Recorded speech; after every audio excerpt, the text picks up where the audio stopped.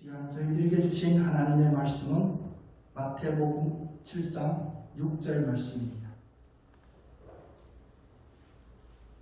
거룩한 것을 개에게 주지 말며 너의 진조를 돼지 앞에 던지지 말라. 그들이 그것을 발로 받고 돌이켜 너희를 찢어 상하게 할까 염려하라. 아멘. 오늘 빨간 날짜에서 마음들이 다 편안하셨죠? 감사합니다. 감사. 빨간 날짜면 괜히 마음이 막 싱숭생숭한 그런 우리 시대를 살고 있는 것 같아요. 저도 오늘 잠깐 점심 식사하러 밖에 나갔는데 다들 표정이 밝고 관광하러 오신 분들도 꽤 많이 보이는 것 같았어요. 그러면 밖으로 나가고 싶은데 우리는 자기 지켜야 될 자리들이 있잖아요. 여러분 오늘도 자기가 지켜야 될 그 자리에서 승리한 줄 믿습니다. 이 오래전 믿거나 말거나인데 어떤 뉴스가 났냐면 요새 한국에 광고에 있는 티코라는 차종이 있었어요. 처음 유럽으로 수출했는데 독일에서 티코가 엄청 뉴스에 탔대요. 엄청난 차라고. 근데 그 사연이 이제 어떻게 됐냐면 고속도로 입구 이제 고속도로 진입하려고 했는데 고장난 거예요. 시동이 꺼졌어요. 지나가던 BMW가 신사잖아요. 독일 신사. 그러니까 도와드릴까요? 30km만 가면 되는데 알았어요. 30km만 끌어줄게 하고 이제 티코를 뒤에다가 연결하고 이제 고속도로 들어갔어요. 근데 티코 신경 쓰이니까 이제 살살 가는데 옆에 윙 하더니 차 한 대가 바람같이 수월해서 넘어간 거예요. 딱 봤더니 벤츠가 윙 하고 넘어가요. 순간 BMW가 열받은 거예요. 감히 네 앞에서 추월해? 그 이제 고속도로에서 완전히 F4 이제 경주가 붙은 거예요. BMW하고 벤츠가. 사람들이 뭐 주목하고 봤는데 본인이 이게 웬일이야. 뒤에 티코라는 작은 차가 길 비켜 하고 빵빵빵빵 하고 가더래. 이게 뉴스가 났대요. 기자들 찾아가서 어떻게 한국에서 작은 차가 콩알만 했는데 그렇게 빨리 달리고 벤츠 BMW 길 비키라고 눌렀네 했더니 벌써 죽는 줄 알았습니다. 너무 달리니까 나 뒤에 있어 이거 알리느라 그랬대. 신권사님은 웃으신 것 같아요. 우리가 눈에 보이는 것 그대로 다 볼 수 있는 게 아닙니다. 우리 사람 개인 사정들도 마찬가지예요. 우리가 누구나 다 자기 판단 기준이 있어서 내 기준으로 내 잣대로 우리 김 지사님 이건 좀 이렇게 했으면 좋겠습니다. 우리 최 집사님이 이렇게 했으면 좋을 텐데. 근데 얘기 나눠보면 또 나름 다 각자 사정이 있거든요. 마치 티코리에 목숨 걸고 벤츠에 목숨 걸고 어쩔 수 없어 막 견적 올렸던 그 티코 같은 사정들이 다 있는 거예요. 그래서 우리가 어떻게 해야 되냐. 평소에 우리의 견식이라고 할지 우리 지식이라 할지 이런 것들을 넓혀야 되는 거예요. 어떤 상황을 봤을 때 판단을 더 잘 할 수 있는 실수할 수 있는 확률을 줄이기 위하여 공부도 많이 하고 또 어디 관광도 가고 또 뭐 이런 여러 가지 경험들 쌓잖아요. 우리 믿음도 마찬가지입니다. 요즘 우리가 비대면 예배드리면 만나는 목회자들마다 다 그 얘기예요. 지금 이 비대면 예배 드렸던 것이 다시 이제 돌아올 수 있을까? 대면 예배로. 저도 지금 핸드폰으로 찍고 있습니다만 지금 구독자가 55명이에요. 신경 안 쓰느라고 하는데 자꾸 보였는데 53명이었다가 누가 구독 눌렀는지 55명 됐더라고요. 근데 이제 여기로 갈 수밖에 없다 이렇게 생각하는 분들이 많이 계시더라고요. 그럼 이제 우리 앞에 기쁜 일이지만 또 부담스러운 일이 하나가 뭐 있냐면 지금까지 자기 본 교회에서 그 목사님 한 분만 목사라고 믿고 신앙생활 열심히 흔들림 없이 하셨던 분들 앞에 이제 설교라는 홍수가 터지는 거예요. 말씀의 홍수가. 물론 이제 젊은이들 앞에는 언령과 있었습니다. 이제 특히 유튜버에 열면 설교들이 너무 많아요. 같은 본문에 또 같은 말씀들도 있고. 그럼 이제 우리한테 어떤 과제가 주어지냐? 저게 벤츠인지. 왜 BMW는 벤츠 뒤에 바람같이 쫓아가는데 뒤에서 티코는 빵빵하는지 이런 사정을 우리가 알 수가 없는 거예요. 모든 목사님들이 설교하실 때 25분에 우리가 학교 다닐 때는 그런 교육을 받았습니다. 어떤 목사님 오셔서 특강하시는데 오늘 이 설교가 인생의 마지막 설교라고 생각하고 설교하라. 그때 많이 감동받았거든요. 근데 제가 어느 날 부족하지만 목사로 자리에 서니까 25분에 모든 설교를 다 할 수가 없더라. 이건 엄청난 비밀인데 우리가 사이가 각별하니까 말씀드리지만 적어도 1년 설교에 대한 그런 틀이 가져야 돼. 1년 계획을. 처음 3개월은 어떤 주제로 하고 그다음 중간에 절기절기는 어떤 말씀이 필요할까? 또 그리고 후반기에는 어떤 말씀을 할까? 그런데 우리가 익숙치 않은 어떤 목사님의 설교 한 편을 들었을 때 그분이 가지고 있는 1년이라든지 혹은 그분이 목회 평생에 갖고 있는 어떤 큰 계획들을 우리가 알 수가 없어요. 그러다 보니까 한편의 설교로 은혜 받을 수도 있지만 한편의 설교로 내가 목사님이 그 하나님의 말씀을 증언하는 그 정확한 의도와 달리 은혜 받고 깨달음을 얻을 수도 있는 그런 경우들이 생길 수도 있습니다. 물론 아직 제가 거짓 선지자 이렇게 심각한 이야기는 할 수는 없습니다만 성경은 늘 우리들에게 말씀 앞에서 특별히 교회 안에서 분별력을 가질 것을 늘 경고하셨고 또 영적인 분별력에 대하여 강조하게 됩니다. 왜냐하면 사탄은 우리를 무너뜨리는 그 전략이 어떻게 하냐. 우리가 가장 신뢰하고 우리가 가장 의지하는 대로부터 파고들거든요. 사탄은 결코 우리 어디 타종교, 거짓 종교에 보면 입구에다 엄청 무섭게 이렇게 그려놓은 그림들 있잖아요. 그림 모습으로는 절대 오지 않아요. 친근해 보이고 다정해 보이고 부드럽게 다가오는데 우리를 무너뜨리는 거예요. 그래서 우는 사자와 같다는 그 표현이 어떤 사자의 그런 기세를 이야기하지만 우는 사자와 접근하는 그런 사탄보다도 달콤하게 부드럽게 다가오는 그런데 우리가 늘 깨어 있어야 됩니다. 그래서 오늘 이 성경 본문 말씀을 가지고 우리가 분별이라고 하는 이 단어에 한번 집중해 봤으면 좋겠습니다. 분별이라는 이런 단어 우리가 어쩔 수 없이 다시 그 원어 성경에 헬라어로 뭐라 써있지 않나 이렇게 찾아볼 수밖에 없는데 언어의 한계 때문에 그래요.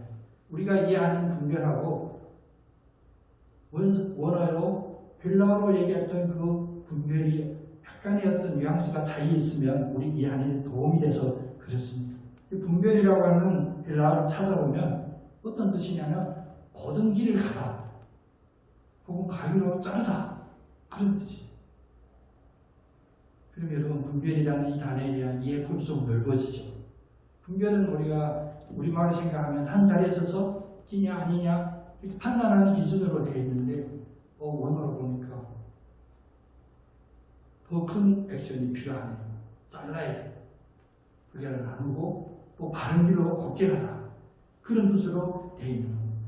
하나님께서 우리에게 분별하라고 하는 이 이야기는 우리가 편하게 매우 편한 자리에서 두툼한 책 펼쳐놓고 그런가 아닌가 자료를 사다 보는 그런 수준의 그런 말씀이 아닙니다. 분별은 가위로 자르고 칼로 쪼개는 그런 역동적인 그런 액션을 필요한 말씀이라는 것 우리가 기억했으면 좋겠습니다. 그 분별하려면 칼로 쪼개면 한 번 자르면 복구할 수 없잖아요. 물론 물을 자르면 복구되겠죠. 종이든지 뭐든지 자르면 복구할 수가 없어요. 그러니까 분별은 왜 하냐? 신중해야 되는 거예요. 근데 신중하다는 그 이야기를 성경은 뭐라고 표현했냐면 깨어있으라 그래요. 깨어있으라. 이시도 교수님 그 얘기 늘 잊혀지지 않는데 독일에 유학 갔었는데 서당기를 얼마나 열심히 하고 싶었겠어요. 공부를. 열심히 했는데 제일 어려운 그 과목에 제일 열심히 투자해서 공부했는데 빵점이 나왔는데 F. 그래서 교수님한테 저 아무리 한국에서 뭐 동양인이고 해도 유학생이긴 해도 이렇게 빵점이 나올 수준까지는 아닌데 했더니 그 독일 교수님 그러대요. 너 수업 내내 한 학기 동안 졸았잖아. 대전에 유명한 그 유교 집안의 뼈대있는 집안의 장손이거든요. 그래서 어르신 보면 눈 깔고 정중한 자세로 수업 한 학기 들었는데 독일 교수님 봤을 때는 학기 내내 그냥 와서 졸다 갔다. 그래서 박사 맞았다 이런 얘기를 하더라고요. 깨어있으라. 깨어있으라는 우리의 외모로도 볼 수는 있지만 특별히 우리의 마음속에 우리의 생각 속에 깨어있어야 될 그 필요성이 있습니다. 근신하고 깨어있어야 우리가 바로 선 성도로 언제든지 우는 사자와 치고는 그런 사탄의 전략도 혹은 달콤하게 부드럽게 다가오는 사탄이라 할지라도 우리가 분별할 수 있는 그 첫 준비가 될 수 있다는 거예요. 그래서 분별하지 못하면 성경에서 가끔씩 예수님이 직접 언급하기도 하는데 분별하지 못하는 자를 어리석은 자다 그렇게 표현해요. 어리석다. 근데 어리석다가 무슨 뜻인지 원어를 찾아보니까 여러분 이거 하나는 기억하면 오늘 저녁 예배 오셔서 타산이 맞습니다. 어리석다 하면 우리가 생각하는 것과 달리 헬라어가 가지고 있는 그 뜻이 있었어요. 어리석다는 뭐냐면 세상을 향하여 개방하다. 세상을 향하여 마음이 열리다. 어리석다가 무슨 뜻이라고요? 기억봐야 되는데 세상을 향하여 우리 마음이 열리면 우리가 어리석다는 거예요. 깊은 뜻이 있죠. 우리는 어리석음을 피하려고 세상에 대하여 더 마음을 열고 세상적인 지식, 세상적인 경험을 쌓으려고 하는데 세상에 향하여 마음을 열면 그것이 바로 어리석다라고 해요. 다시 말하면 세상을 향하여 마음을 열면 우리 마음이 세상을 쫓아가게 되는 거예요. 우리 한번 고백해 봅시다. 가장 어리석음은 세상을 쫓아가는 것입니다.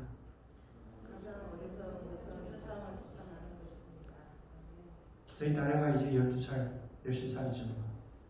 근데 자기 주장을 얘기할 때 제가 보면 좀 억지 부리거든요. 얼마나 요즘 애들이 말 잘하는지 잠깐만 방심하면 넘어갈 수 있어요. 자기 논리가 있거든요. 세상은 이제 나이 어리다, 연세가 많다라고 기준을 잡을 수가 없을 정도로 얼마나 발달되어 있는지 논리적으로. 그런데 아까 오해도 성도님하고 이런저런 얘기하다가 했는데 그 결과가 이 논리를 사용하여 이 머리를 사용하여 이 지혜를 사용하여 결론이 나나 상대방에게 아무 도움이 없는 이야기를 하루 종일 했다면 그거야말로 어리석은 거예요. 우리가 유튜브 켜면 왜 빠져나오기 어렵냐면 인터넷 빠지면 다 재미있는 듯해요. 재미있어요. 근데 정신 차리고 보면 세상을 향하여 마음이 열려있고 시간을 빼앗겼던 이 내용들이 내가 오늘 살아가는데 내가 기도하는데 내가 성경을 읽는데 내가 믿음 생활하는데 도움이 되냐? 아무 도움을 찾을 수 없다. 그러면 하루 종일 어리석은 일을 하게 됩니다. 세상을 향하여 열리고 싶어하는 우리의 마음 잘 붙잡을 수 있는 그런 은혜를 우리 주님께 성령님께 간구하기를 원합니다. 우리의 마음대로가 아니에요. 그래서 우리가 늘 그런 이야기하죠. 막연하게 목사님들이 이야기한다라고 할 때 있어요. 어떤 문제가 있는데 목사님들이 기도하세요. 저도 처음 교회 갔을 때 그게 참 애매하더라고요. 목사님 대답하기 싫은가? 아니 목사님의 방법이 없나? 저는 구체적인 문제가 있는데 저는 구체적인 문제에 대한 해결법을 원하는데 목사님 기도하라고 그러더라고요.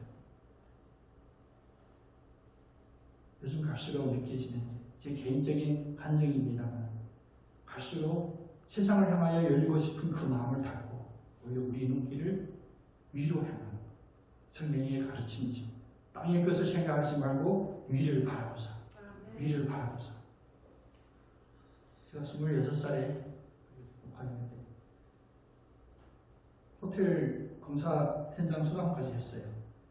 여기 제일 많이 들어올 때 한 2,000명 가까이 인부들이 들어왔거든요. 자기 일이 아니니까 놀라지도 않으시고 20대. 근데 그 호텔 그 로비가 이게 로비 층이 10층 가까이 됐어요. 이렇게 거의 30m가 되는데 위가 유리 천정이에요. 유리천. 설교 중에 제가 이 예화를 많이 듣는데 자주 들어요. 근데 건설 현장에 보면 다 한 주먹 한다는 형님들로 가득하거든요. 근처에 보면 왜 우리 지구상에 사자나 호랑이들이 이렇게 감소했는지 알 것 같아요. 그 형들이 한두 마리씩 다 때려잡았대요. 범을 호랑이들을. 그 유리 천정 공사가 가면 다 강아지 아저씨처럼 기어다녀요. 그 30m가 그대로 보이니까 25살 저는 혼자 거기서 걸어다녀요. 그렇게 딱 들고 걸어다녀요. 그래서 다들 제가 지금 보기보다 강신장이다 그러는데 그때 저는 주님 만나기 전에 이 주님의 원리를 먼저 깨달았어요. 밑에 안 보면 위만 보면 하늘 보고 걸으면 걸을 수 있어요. 아래만 보는 순간 못 걸려 못 걸어요. 기어다녀요. 믿음의 사람은 위를 바라보는 사람입니다. 세상은 땅을 봐야 넘어지지 않고 조심한다고 하지만 우리의 믿음은 위를 바라보는 것입니다. 그 크게는 천국의 영생. 요즘 하루라도 더 오래 살고 싶은 우리의 육신적인 생각이 있지만 가끔 이게 조심스럽지만 확실히 해야 될 이야기 있습니다. 우리의 소망은 위를 바라보고 그 천국의 영생을 바라보는 게 우리의 믿음입니다.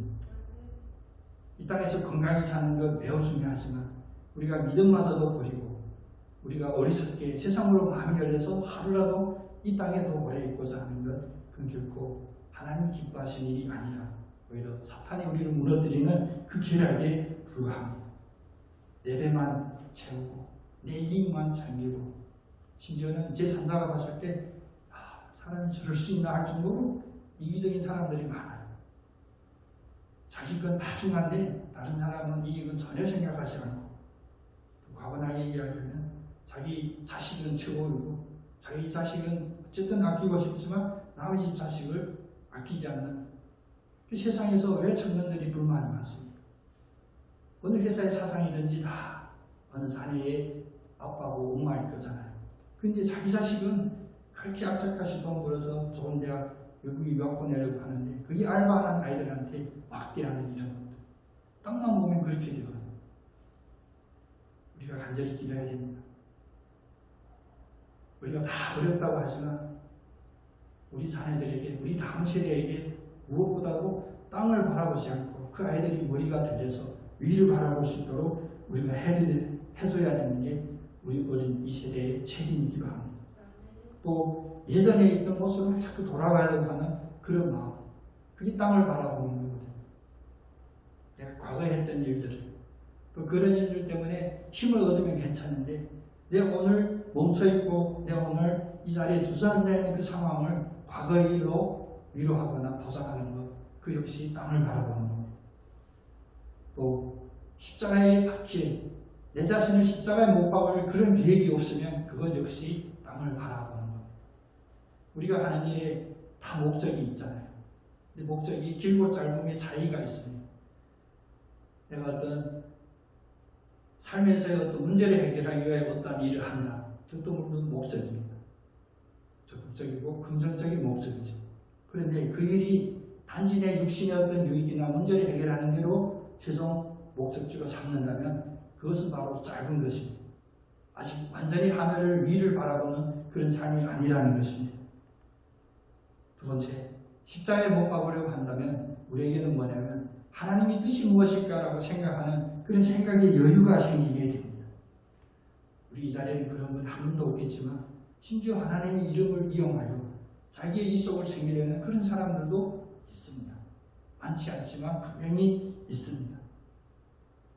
내가 중심에 있고 하나님을 내가 마음껏 부릴 수 있는, 물론 그 하나님을 부리는 도구로 기도하고 금식하고 경건의 삶을 보내주는 것, 그런 종교 행위로 아직도 자기 자신이 하나님보다 더 가운데 있고 더 높이 있는 사람, 그것은 분명히 이 땅에 속한 사람들입니다.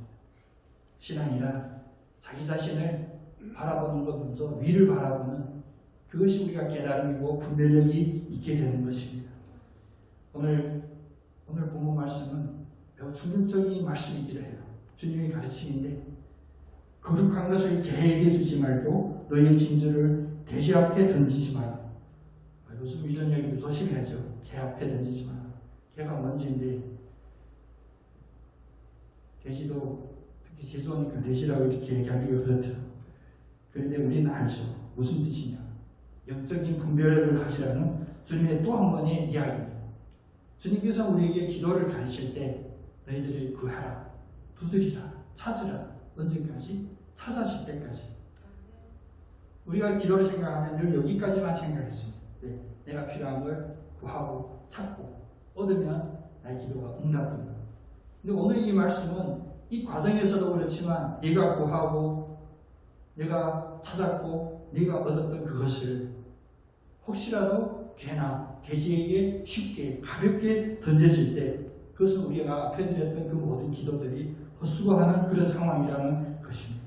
다시 말하면 그 앞에 말씀하시는 구하라 그러면 얻어질 것이요 이 모든 기도에 대한 가르침에 이 말씀이 빠지면 온전한 가르침이 아닙니다. 우리가 기도할 때 우리가 기도해서 얻는 이것을 어디에다 사용하려고 혹시라도 분별력이 없이 내가 기도해서 얻은 것 그것을 개나 돼지에게 던져주는 것으로 허비하지 않는지 그것이 바로 우리의 분별력이 됩니다.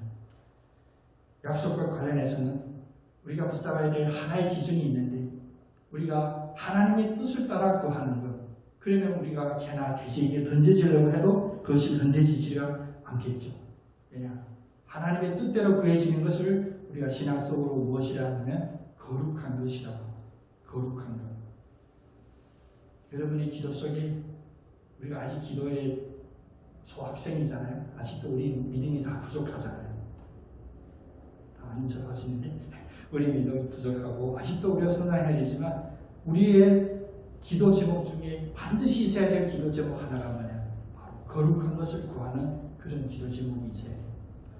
우리 아이를 위하여 기도하고 우리 가정을 위하여 기도하고 아내를 위하여 남편을 위하여 기도하고 이런 기도들 외에 반드시 하나님의 뜻을 구하는 다시 말하면 거룩함을 구하는 그런 기도의 제목이 있어야 돼요. 지난 5월 6일 극동방송의 처음 소망의 기도 개편하면서 지금 수련하게 됐는데 많이 떨렸었습니다. 왜냐하면 전방송에 어떤 기도 제목이 올지를 모르니까. 근데 제가 그 자리에 있으면서 이게 나의 문제이기도 하고 혹시 우리 반석교회도 이런 문제 아닐까. 기도의 제목들이 제가 봤을 때는 너무 일상적인 기도 제목이었어요. 건강을 위하여, 관계를 위하여. 그런데 그날 주제가 교회를 위한 기도였거든요. 여러분 교회가 무엇입니까?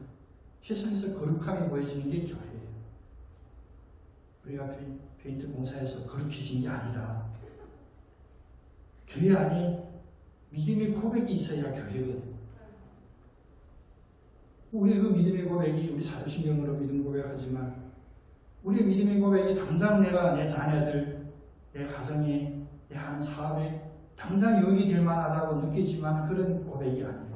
주는 그리스도시요 살아계신 하나님의 아들입니다. 그래서 왜? 근데 지금 사업계획하는 거하고 뭔 상관이 있어? 그러면 세상에 마음이 열려졌을 때 어리석은 시각을 봤을 때 아무 상관이 없어. 왜? 나와 실질적인 내용이 아니거든요. 그런데 성경을 어디를 찾아봐도 주님께서 가장 기뻐했던 그 순간이 무엇이냐? 베드로가 그 고백을 드렸을 때였어요. 그래서 그때 허락한 게 교회잖아요. 네가 이제 반석이 될 것이다. 교회가 네 위에 세워질 것이다. 그날 제가 그 말씀을 드렸는데 소망합니다. 그날 그 방송 들으신 몇 분이 계실지는 모르지만 그분들의 기도 속에 교회의 신앙 고백을 위한 거룩한 기도 제목이 꼭 하나 있었으면 좋겠다. 끝나고 지사장님도 PD님도 그 얘기 하시더라고요. 목사님 지금 보니까 자녀를 위한 기도 제목으로 제가 섭외됐는데 그래서 거의 교회를 위한 기도 제목으로 진행해 주셨으면 좋겠다고 그러시더라고요. 그건 제 어떤 게 아니라 반드시 있어야 될 거룩함을 구하는 우리에게 있습니다. 우리가 거룩함을 알지 못하면 어떻게 되냐? 하나님으로부터 받은 그 은혜들을 쉽게 개나 돼지에게 던져지는 그러한 잘못을 범할 수가 있습니다. 고린도전서 10장 3절 4절에 보면 이런 말씀이 있죠. 우리 조상들은 다 같은 신령한 음식을 먹으며 다 같은 신령한 음료를 마셨으니 이는 그들을 따르는 신령한 반석으로부터 마셨음에 그 반석은 곧 그리스도니라. 쉽게 표현하면 모든 것이 우리 시작, 기본, 그 바탕은 바로 그리스도라는 것. 예수 그리스도가 우리의 모든 바탕입니다. 이것이 우리의 바탕이 돼서 시작이 된다면 우리가 간절히 구하고 찾고 두드리는 것 그 결과가 완전히 우리에게 거룩한 은혜의 결과가 되어 쉽게 개나 돼지에게 가볍게 던져지지 않고 낭비하지 않고 심지어 던졌을 때 개나 돼지한테 감사합니다 인사받는 게 아니라 오늘 말씀처럼 오히려 내가 지키고 상처 있는 이런 어리석은 일이 일어나지 않는다는 거예요. 사무실에 포장지를 샀어요. 문방구에 가서. 왜냐하면 우리가 뭔가 누구에게 뭘 드리려면 포장해야 되잖아요. 포장 예쁘게 하면 받는 분들이 기분이 좋아요. 근데 중국에서 특히 중국 차를 살 때 포장이 예쁜 거 절대 사지 마세요. 포장이 예쁠수록 안에 있는 내용이 좀 그렇다.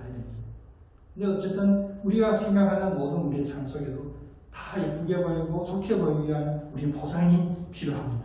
선물을 주기 위하여 포장지에 쌌는데 근데 받는 사람은 그 포장지를 받는 게 아니잖아요. 그 안에 있는 그 내용물을 받게 됩니다. 다시 말하면 어떠한 포장보다도 그 안에 들어있는 그 내용물이 더 중요하다는 것입니다. 그래서 방금 어렵게 이야기한 이 그리스도가 반석이라고 표현은 뭐냐? 포장이 어떻게 되어 있든지 어떤 유행을 타든지 혹은 요즘 이런 얘기 쓰면 안 되지만 촌스럽다든지 상관없어요. 그 안에 담겨진 그 내용물이 예수 그리스도인 것이 확인이 되면 그것은 진정한 선물이 됩니다. 우리가 여러분 기도하는 제목들 다 우리가 우리 이제 앞으로 이루어질 일들에 대해 구하잖아요. 지나간 과거에 어떤 일 이루어주셔도 아니다. 요즘 사업을 준비해도 그렇고 자녀들이 진학이라든지 또 결혼했으면 그 아이들 여러 가지를 기도할 때 다 앞에 있는 그 기도를 할 때 예수 그리스도가 우리의 그 선물 포장지 안에 있는 그 핵심이 되고 그 알맹이가 되면 그 위에 쌓여지는 것이 반드시 거룩하고 반드시 소중하고 우리에게 필요한 그런 것이 될 줄로 믿어야 됩니다. 그래서 오늘 거룩함을 분별하려면 하나님 안에 두 가지 속성을 우리가 기억해야 되는데 하나는 신실하신 하나님, 신실하신 하나님. 이 속성은 왜 중요하냐면 하나님이 우리에게 약속해 주셨던 것 그건 바뀌지 않아요. 다시 그 약속을 번복하지도 않으시고 여러분 기도하실 때 거룩한 것을 구하실 때 들렸던 그 음성들 보여주셨던 그 환상들 여러분 꼭 붙잡으시기를 바랍니다. 우린 그렇잖아요. 내가 환상 보면 또 확인하고 싶어요. 다른 기도 많이 하는 분 내가 평소에 신뢰하던 분들에게 함께 나누죠. 내가 기도했더니 하나님 이런 감동을 주셔서 매우 중요합니다만 더욱 중요하기는 안 나누셔도 괜찮아요. 하나님이 각자에게 주는 은사에 따른 그 은혜들이 다르기 때문에 그것이 같이 공유하기 어려운 부분들도 있습니다. 우리가 믿고 의지하는 그 하나님은 신실하신 하나님이기 때문에 여러분 받으시고 응답 받으신 걸 다시 한번 누군가에게 확인 안 하셔도 신실하신 하나님을 인정하시고 순종하면 그것은 우리에게 거룩함이 됩니다. 두 번째 하나님의 속성은 뭐냐? 우리가 분별을 가지고 바라봐야 될 하나님의 속성은 두 번째는 전능하신 하나님. 신실하신 하나님, 전능하신 하나님. 우리 부모님도 마찬가지고 여러분도 마찬가지지만 사랑하는 자녀들에게 약속하죠. 거짓으로 하는 게 아니에요. 참 진심으로 약속하지만 전능하지 못하면 아무 소용이 없거든요. 난 해주고 싶은데 능력이 안 되는데. 근데 하나님 아버지는 신실하시지만 그 신실함을 지킬 수 있는 능력이 있으시고 능력이 충분하신 그 하나님 때문에 전능하신 하나님이라고 우리가 이야기해요. 지금 새벽에 출애굽기를 지금 읽고 있는데 반석의 선물을 내시는 하나님. 하나님 왜 반석의 선물을 낼까? 다른 데서 할 수도 있잖아요. 하늘에서 물이 떨어지게 할 수도 있고 만나처럼 왜 반석에서 물을 내셨을까? 바로 인간의 이 마음에 있는 그 의심, 그 두려움, 그 불안함을 완전히 깨시려고 하나님이 그렇게 해주신 거예요. 우리의 지혜로 우리의 논리로 절대 불가능하다 하고는 그 일을 하나님이 하시는 거예요. 근데 우리가 하나님 안에서 믿음으로 기도하고 주님이 주신 이 확신을 붙잡고 나아가겠습니다. 그런데 우리가 늘 생각해요. 이게 불가능해. 이건 이루어질 수가 없어. 그래서 세상에서는 이루어질 수가 없어요. 때문에 하나님이 우리에게 이루어주세요. 신실하신 하나님, 전능하신 하나님. 반석에서 샘물이 나오게 하시는 그 하나님. 그 하나님이 바로 오늘 여러분이 기도할 때 만나주시는 그 하나님이십니다. 우리가 기도하고 구하는 것 또 하나님이 주실 때 각자마다 보상도 다르겠죠. 근데 그 안에 반드시 확인해야 될 것은 하나님께서 기뻐하실 만한 예수 그리스도가 기반이 된 그러한 선물인지 우리가 확인해야 돼요. 인터넷에 마음 아픈 어떤 실화인데 이슬이라고 하는 초등학교 5학년 여학생이 암으로 투병하다가 먼저 하늘로 가신 어머니를 그리면서 중학생이 됐을 때 시로 쓴 시가 있어요. 인터넷에서 나름 유명한 시예요. 그 시는 이렇게 있습니다. 제목이 뭐냐면 가장 받고 싶은 상. 그러니까 이 상이 장려, 포상 이런 상도 되지만 합상한 그 상이 되거든요. 이전에 엄마가 밥상을 차려줄 때는 그것이 어김없이 차려지는 당연한 것으로 생각했다. 하지만 엄마가 돌아가신 지금 그 매일 차려주는 상이 엄마의 희생이며 사랑임을 알게 되었다. 이런 시. 우리가 분별 못하면 그 매일 주어지기 때문에 그것이 귀한 줄 몰랐는데 어느 날 분별할 수 있는 그런 능력이 있고 그런 시각으로 바라보니까 그게 그렇게 소중했더라. 그런 뜻이. 근데 이게 왜 시라고 표현하냐? 왜 어른들이 듣고 감동하고 하냐면 이 초등학생, 중학생의 이 시 속에는 귀한 시다라는 두 번째, 이제 매일 차려지던 상이 엄마의 희생이며 사랑임을 알게 되었다. 이 구절에서 이 아이가 그리워하는 것은 다시 엄마가 차려주는 그 상이 아니라 그 엄마를 그리고 엄마를 갖고 싶은 그 마음이기 때문에 우리 달력에는 빨간 날짜가 또 있을 수 있습니다. 또 코로나19라고 하는 다들 전혀 겪어보지 못한 그런 어려움이라 하는데 다른 모양으로 여러 가지 변종된 모양으로 우리에게 어려움이 또 닥칠 수도 있습니다. 그러나 우리에게 바뀌지 말아야 될 것은 바로 우리가 영적인 분별력을 허락받아서 이것은 개나 돼지에게 던져져도 괜찮은 것인지 아니면 내가 목숨으로 바꾸고 겉에 드러나는 현란한 부상 속에 그 알맹이가 무엇인지를 확인할 수 있는 그런 능력이 나에게 있는지 늘 깨닫고 자기를 돌아보고 준비하는 우리 모두가 되어야 됩니다. 제 결론은 오늘 개나 돼지에게 진저를 던져졌다. 다른 말로 바꿔서 말하면 가치를 모르는 거예요. 우리가 분별력이 없으면 가치를 모르게 됩니다. 탈무드에 나오는 이야기인데 아버지가 외동 아들 두고 있는 부자 아버지였어요. 근데 이 아들 보니까 돈 쓰는 습관도 안 좋고 낭비하고 돈을 아낄 줄을 몰라. 그래서 아들한테 뭐라 했냐. 옹하게 이제부터 용돈도 안 주고 아무것도 안 주니까 네가 돈을 벌어서 네가 살아라. 그러니까 아직 준비 안 됐습니다. 그러면 준비됐는지 한번 체크해 보는데 내일은 네가 네 힘으로 돈을 벌어갖고 네 아빠한테 갖고 와봐라. 얼마나 벌 수 있나 한번 보자. 그렇게 약속한 거예요. 근데 옆에 엄마가 이 자리에 계신 여러분 그런 어머니 아니기를 원하는데 수심에 가득 차게 나오는 아들을 보면서 엄마가 내가 줄게. 내가 용돈 줄게. 내일 아빠한테 이거 내가 벌어온 거라고. 그래. 이튿날 어깨 딱 펴고 이제 아빠 오늘 이렇게 벌었습니다. 얼마 벌었습니다. 아빠한테 건넸어요. 내 아빠가 그 돈을 화로에다가 확 집어넣는 거예요. 내일 가서 또 돈 벌어봐. 이튿날 또 엄마한테서 돈 받아 왔어. 아빠가 그 돈 받고 또 하루에다 확. 지금은 하면 안 됩니다. 이게 법에 걸려요. 잘못된다는 거예요. 네가 벌어온 돈이 아니잖냐. 뭘래요? 아빠 어떻게 알았어요? 내일 가서 네 돈, 네 힘으로 한번 돈 벌어봐. 그 다음날 아들이 이제 사태의 심각성을 알았어. 나름 열심히 해서 얼마 안 되는 돈을 갖고 왔는데 아빠가 또 화로에다 집어넣으려고 하니까 발에 막 매달려고 내가 어떻게 벌어온 돈인데 태우면 안 됩니다. 엄마가 준 것보다 많아서일까요? 그 가치를 아는 거예요. 내가 열심히 뭔가 했던 그 가치가 있는 돈하고 엄마가 줬던 그 돈, 그건 하루에 던져도 아깝지 않았던 그 마음이 가치를 알게 되니까 내가 그 속에 내가 지불하고 내가 부리고 그 가치를 알게 되면 아끼게 된다는 것입니다. 우리도 마찬가지예요. 이제 하나님께서 이제 보면 작은 것에 충성된 자에게 이제 큰 것을 맡긴다 약속하잖아요.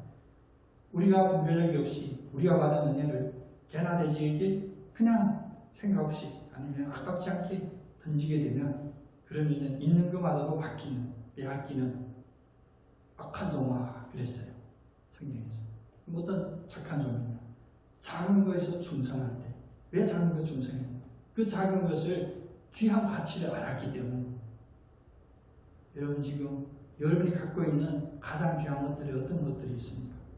온전히 그 가치를 우리가 알고 살아가는지 한번 오늘 저녁이라도 목표에다 이렇게 메모 한번 해보시고 절대 남편이나 아내에게 보여주지 마시고 주님 앞에 내가 진정으로 갖고 있고 귀하게 여겼던 것이 그 가치를 갖고 있는지 한번 챙겨봤으면 좋겠습니다.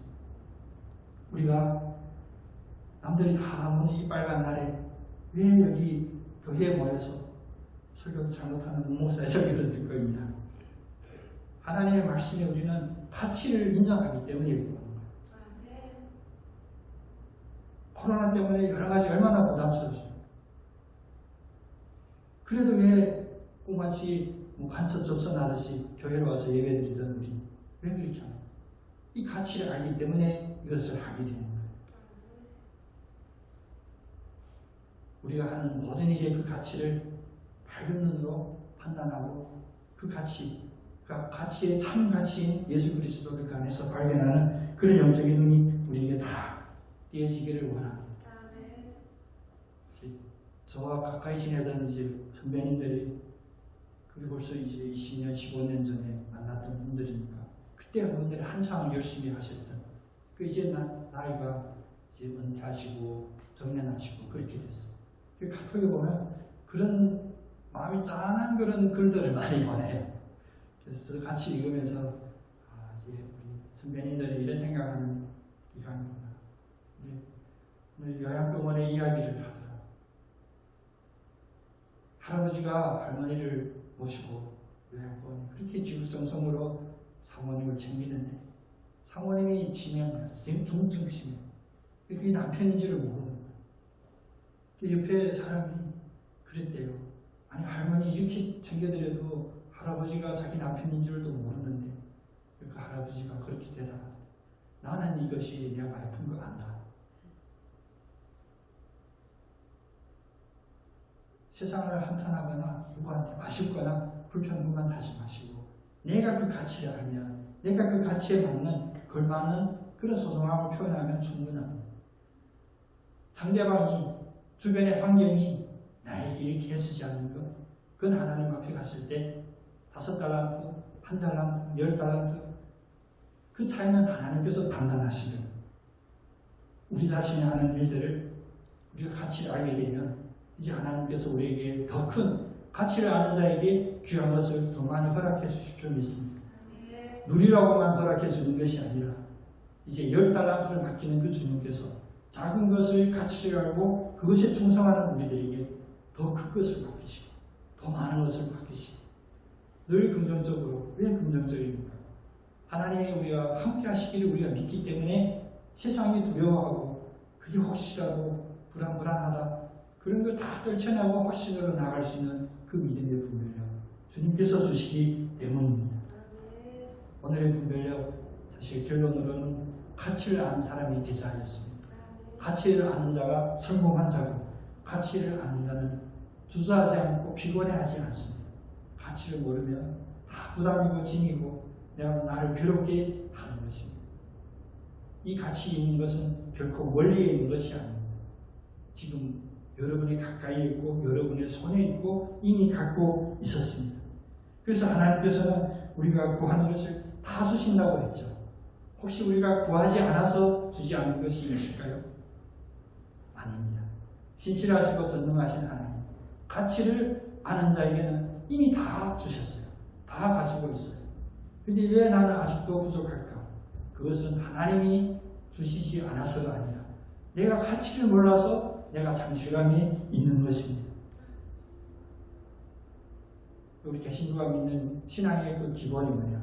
하나님 우리에게 믿음으로 말미암아 구원을 주시는데 이 구원은 뭐라고 말씀하냐면 선물이다. 거저 주는 선물이에요. 이미 주님께서는 우리들에게 필요한 모든 것을 다 주신 줄 믿고 고백하시기를 바랍니다. 다 주셨어요. 내가 그 가치를 깨닫지 못하여 이미 받은 것을 개에게 던져주고 돼지에게 던져줬던 우리 자신을 되돌아보는 것이 시급합니다. 이게 바로 영적인 분별력입니다. 하나님께서 정말로 모든 것을 다 주시길 위했다. 그 다 주신다는 그 표본으로 바로 직접 우리와 똑같은 육신을 입으시고 이 땅에 오셔서 십자가에서 그걸 보여주셨어요. 혹시라도 이 자리 주님 다시 한번 보여주시면 제가 믿겠습니다. 이런 분 계신가요? 가치를 몰라서요. 애들 말고 신앙이 장난 아니냐? 하나님은 우리의 모든 것을 아시고 다 주셨습니다. 그것을 가치를 진정으로 아는 자에게 우리가 세상의 마음을 빼앗기지 않고 우리가 궁핍하고 부족한 것을 세상의 마음을 열고 세상에서 찾으려고 하지 않고 신실하신 하나님, 전능하신 하나님을 온전히 찾는 그런 분별력을 구하게 되면 그 분별력마저도 주님께서 주실 것입니다. 오늘 우리의 삶이 오늘로 끝나는 게 아니라 또 내일도 모레도 1년 뒤에도 10년 뒤에도 주님 다시 오실 그날까지 우리가 살아야 될 이 삶 속에서 늘 분별력을 고민하고 영적인 분별력을 위하여 투자하고 또 영적인 분별력을 찾고 하나님께 더 가까이 나가는 여러분 모두가 되셔서 승리하시기를 예수님 이름으로 축원합니다. 기도드리겠습니다.